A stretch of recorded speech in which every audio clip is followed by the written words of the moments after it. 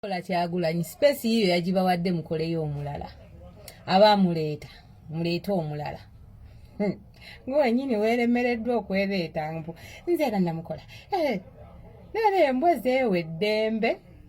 Alright, breaking news wetuwogerera ssaawa zino eno President Paul Kagame ow'e Rwanda wamu ne His Excellency Yoweri Kaguta Museveni byabwe abyongera ddala okubeera nga byonooneka. UN ebadde kyakola investigations ku nsonga za President Museveni wamu ne Paul Kagame okubeera nga bayamba abayeekera ba M23 abali mu kubeera nga batulugunya Congo wetuwogerera ssaawa zino, naye nga tetunnagendayo mu byenkuletedde oba byetusobodde okubeera nga tuzuula vidiyo eno mbadde nsaba osooka ogimpereka like womaze subscribing wegatte ku mukutu gwafe guno. Badde okimanya akasente akabadde ka supporting M23 waneno mu Uganda. Video ino soko ogyerabireko omukulu nga bikunyonya tumaye tuyongereyo ne byonnaku olwaleero.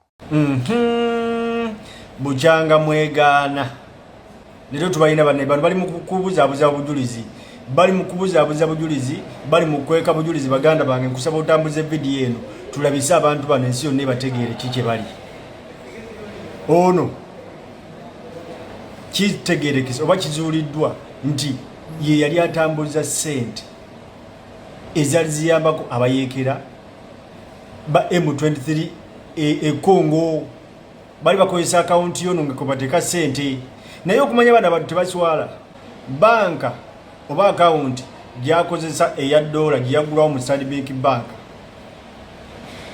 Stanbic bwe yamulaba nga atambulizaako ssente nyingi, akawunti eyo ngetulako ssente nyingi ate ngevaako ssente nyingi nga zitulako mu dola emitwalo 4, emitwalo 10, mitwalo meka ejja dola nga gibatuuzaako ate nga zibajjako. Kati mumanyi bulungi nti banka zonna bw'eraba nga akawunti etambulirako ssente nyingi esobola ogifiriizinga, kati neefiriizinga akawunti y'ono. Ono nno gw'olaba meeya wa NRM Entebbe, naye lwaki tumuleesera, lwaki tumwogeddeko nti n'obwa meeya bwennyini yabba bubbe. Ono meeya wa NRM Entebbe bamuyita Lulinda, ye yakulira akavuyo konna akali mu Ntebbe okuleeta abasirikale n'akuba abagizi baffe bonna ne babba akalumisa nattukunga bakajja. Ono Entebbe we yeesimbawo yali mu kifo kyakuna, yakwata kyakuna kyokka ate gwe balangirira, naye nga yakulira akavuyo konna Entebbe.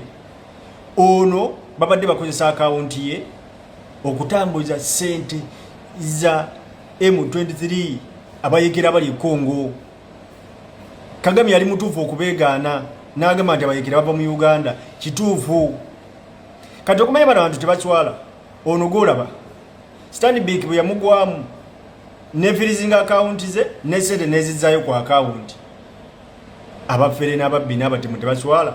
Ono n'akuba Stanbic mu mbuga y'amateeka mbu n'agiwaabira nga 16 guno gwe giri omwezi.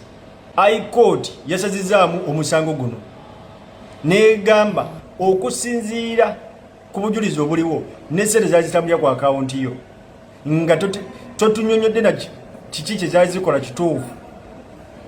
Tulabira ddala nti tolina ky'ovunaana banka nekyakola kya kituufu okufirizinga ssente ezo. Okitegeera? Kati awo tuli mbasaba tutambuze omusajja ono bane tumanye abantu kibe tudiringa nabo. Esinga n'okuluma bano abantu si bana Uganda super, ono si muna Uganda.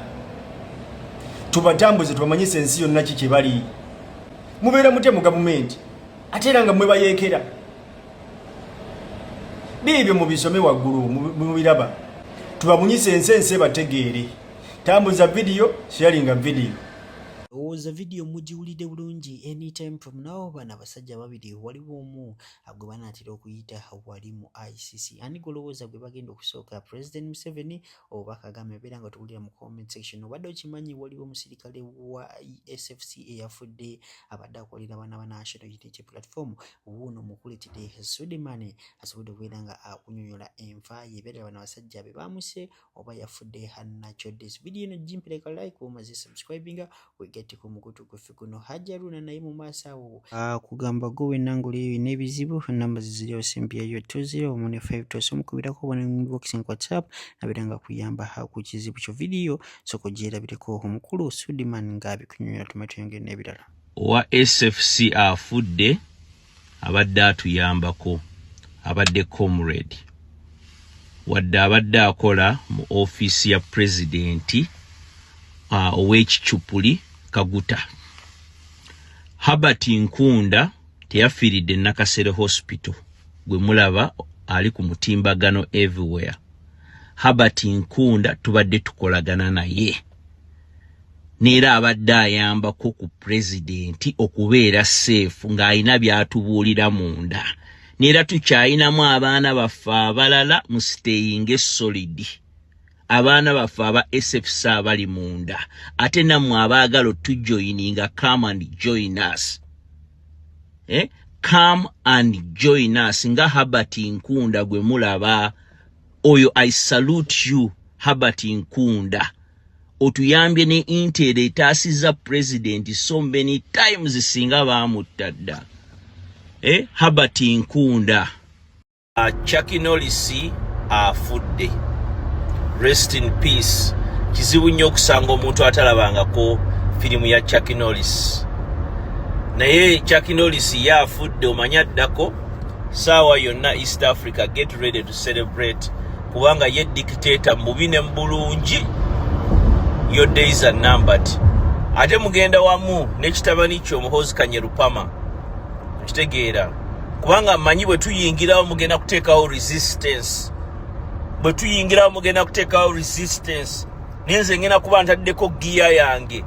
Okitegeera kubanga saawa yonna jjukira nti material gwe twetaaga ali eno kyovola president ali eno kyabalumye nti ali America. Ate Museveni okimanyi tibyetaaga biri America. Yovola bono ambassador wo muli w'ebisiyaga ali awo pampampa adonya. Kati Chucky Norris afudde manya saawa yonna Museveni and Muhoozi, your days are numbered. Alright, bintu tubitedde ku mabali eno video njagala tugiwe obudde naddala bunankyukakyuka mulimu bingi ebyokuyiga. Nkugambye musajja akunyonyedde system y'abasajja engeri gye bali mu kubeera nga abatufuga. Munyongera kujjukiza gwa tena subscribinga weegatteko omukutu gwaffe guno eno sikinda kwogera bingi nyenda kunkopulengera eno video soko girabireko naawe oŋŋambye byaddala mulowooza His Excellency Robert Kyagulanyi anaatutunula oba nedda. Assalamu alaikum warahmatullahi wabarakatuh. Yenze Haji Arun omusomi w'edduwa asangibwe Bulumagi ku luguudo lw'Ejjinja nkola ku bintu ebyenjawulo ng'emuli endwadde zitawaanya abantu aba bulijjo. Nkola ku abo bonna abalina ebizibu mu mukwano. Bw'oba olina ebizibu mu mukwano jjangu gye ndi neeyonera nsobole okumalira ensonga. Nkola ku mikisa egy'emirimu, nkola ku abo abaagala okugenda ebweru, muntu nk'okozesebwa amajiini, okozesebwa saitwani, ebyo byonna mbikolako. Osobola okozesa ennamba z'olaba ku screen oba okuweereza obubaka ku WhatsApp. Apart from the army, there is a silent group of people that is responsible for keeping Museveni's government in power. These are the elites. Some people call them as mafias, but these are the people who benefit from having the current regime in power. And benefit, by benefit, I mean financially. These people have much to lose if the government goes away financially, and they have much to gain if the government stays in power. These are people who get access to contracts, those agreements, all tenders go to them. They are silent people, but they are there. And they are really, really, really, really, really interested in keeping this government in power. Now, the only way how you can start to get those people feel the pain is start putting holes into their pockets. That's Bobi Wine's game. Bobi Wine has traveled abroad to meet the international community on international duties, and he has consistently mentioned or asked the international community to put financial sanctions onto Uganda.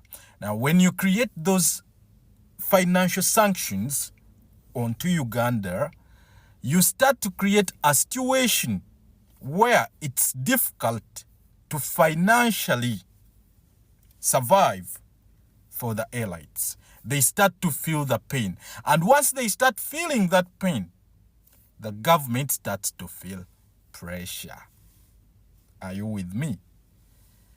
That's also another play in the books of His Excellency Kyagulanyi. So don't just look at Bobi Wine's exit as a mere, as something very small.